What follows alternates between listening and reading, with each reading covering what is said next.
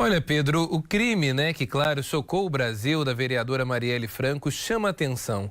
Os assassinos conseguiram seguir a vereadora, sabiam onde ela estaria, acompanharam a agenda de Marielle Franco justamente para conseguir fazer a emboscada que vitimou ela e também o seu motorista, o Anderson.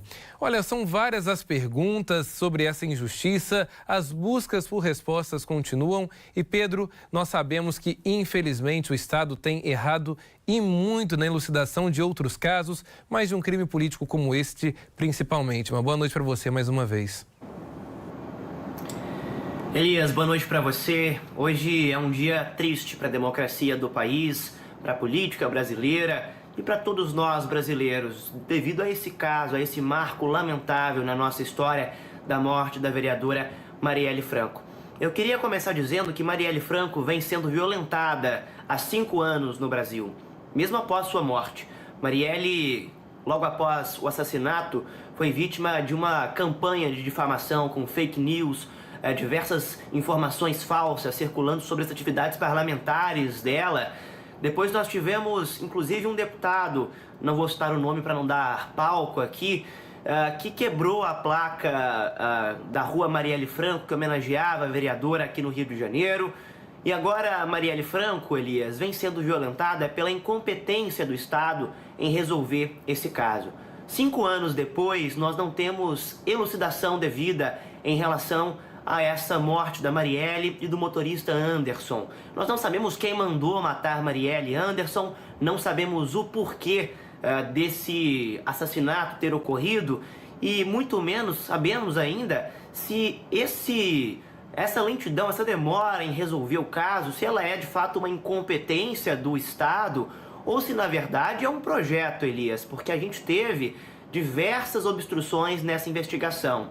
Nós tivemos, durante esses últimos 5 anos, denúncias de promotores, promotoras aqui do Rio de Janeiro que estavam envolvidos nessas apurações, dizendo que havia interferência dentro das apurações e essas promotoras e promotores deixando o caso. Nós tivemos investigação da Polícia Federal que demonstrou, inclusive, que houve depoimentos falsos no curso desse inquérito para tentar obstruir essas investigações. Então, além de incompetência, parece que há também uma competência, não sabemos de quem, quais os motivos, de agentes externos tentando frear essas investigações, tentando obstruir a elucidação desses fatos. Fato é que Marielle morreu há 5 anos e até hoje essas perguntas ainda nos rondam e nos causam estranheza, nos causam espanto aqui no país. Chegamos a 5 anos, Elias, e sequer tivemos punição adequada para os envolvidos. Como nós vimos na reportagem anterior, foram 2 pessoas presas que nas investigações foram apontadas como autoras dos crimes, uma pessoa que atirou diretamente na Marielle, no Anderson, e o outro, um policial motorista que dirigia o carro que fez a emboscada a Marielle. No entanto, isso foi há 4 anos, em 2019. De lá para cá, quase nada mudou, Elias.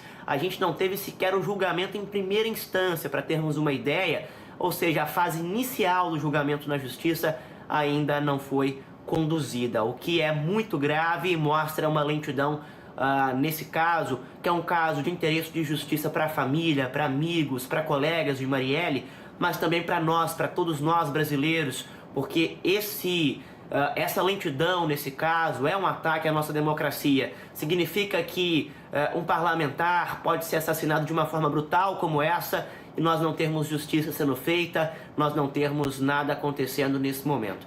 Bom, talvez o grande avanço que nós tivemos, Elias, nesses últimos anos, seja em relação à última divulgação no novo governo, onde Flávio Dino fez a federalização, de uma certa forma, desse caso. A Polícia Federal está envolvida agora nessa situação e eles estão investigando a partir de agora, Elias, toda essa situação desse caso, inclusive o andamento das apurações aqui no Brasil, para tentar identificar aí quais foram as motivações para matar a Marielle Franco. A PF, então, está no caso e essa é agora a esperança da família, da viúva de Marielle Franco. Nós tivemos hoje, inclusive, familiares que se recusaram a se sentar com o governador do Rio, Cláudio Castro, porque disseram que Cláudio prometeu há alguns anos, inclusive, no ano passado também, essa resolução do crime, que não foi feito nesses últimos 4 anos. Só para a gente ter uma ideia, Nesses últimos anos tivemos 5 delegados responsáveis pelo caso, 3 equipes do Ministério Público, várias mãos passaram por isso e ainda não tivemos resolução. Agora essa luz no fim do túnel da Polícia Federal entrando no caso, vamos ver como é que vai ser essa investigação a partir de agora, Elias, porque em 5 anos, infelizmente, pouca coisa evoluiu nessa situação, Elias.